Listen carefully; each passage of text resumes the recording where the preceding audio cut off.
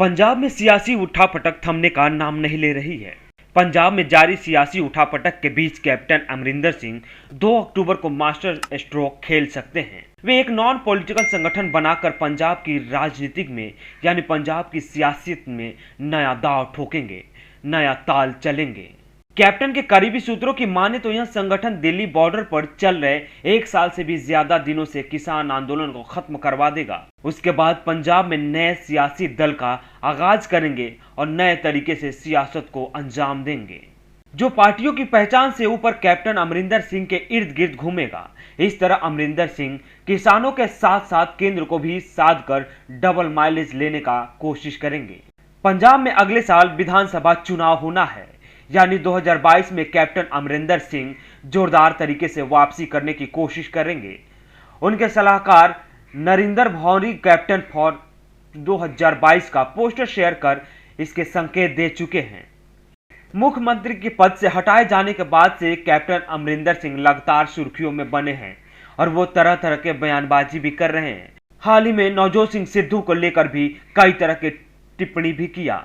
उसके बाद वो बार बार कहते हैं, कुर्सी से हटाए जाने के बाद में कैप्टन ने खुद ही कहा और कहते हैं कि मैं फौजी हूं और अपमानित होकर मैदान नहीं छोड़ूंगा, फिर चाहे सियासत ही क्यों ना हो।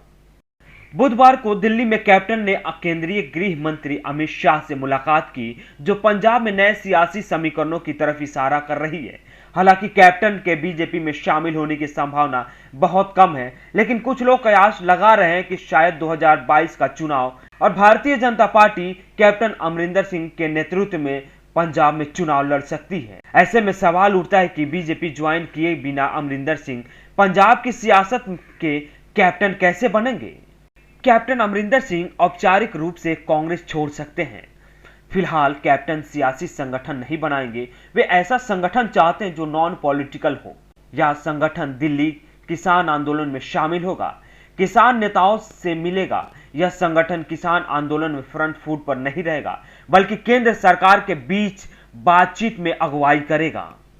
यानी कैप्टन अमरिंदर सिंह किसान और केंद्र सरकार के बीच अगुवाई का काम करना चाहते हैं। यानी कैप्टन अमरिंदर सिंह का मंसूबा है कि वो किसान आंदोलन को खत्म कराए, केंद्र सरकार से बातचीत कर कोई ठोस परिणाम निकाले। इसी बातचीत में कृषि कानून वापस कराने की पूरी भूमिका तय की जाएगी। एक विकल्प यह भी है कि समर्थक मूल्य यानी एमएसपी गारंटी कानून लाया जाए। कैप्टन ने पंजाब में जाट महासभा भी बनाई है, जिसमें कई बड़े किसान भी जुड़े हैं। यह भी कैप्टन का एक विकल्प हो सकता है। अब कैप्टन के लिए यह काम कितना मुश्किल होगा, कितना आसान होगा, देखना बाकी है।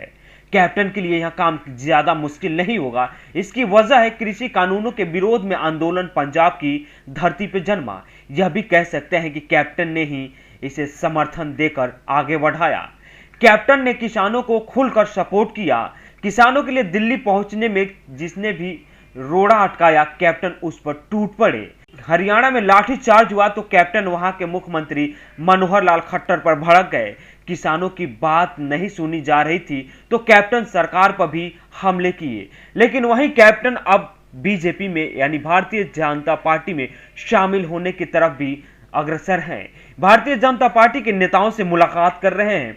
अमित शाह से मुलाकात करने के बाद आज भारतीय जनता पार्टी के राष्ट्रीय अध्यक्ष जेपी नड्डा से भी मुलाकात करेंगे। क्या यह संकेत सही होगा? क्या भारतीय जनता पार्टी के नेताओं से मिलने के बाद किसान नेता अमरिंदर सिंह की बात सुनेंगे?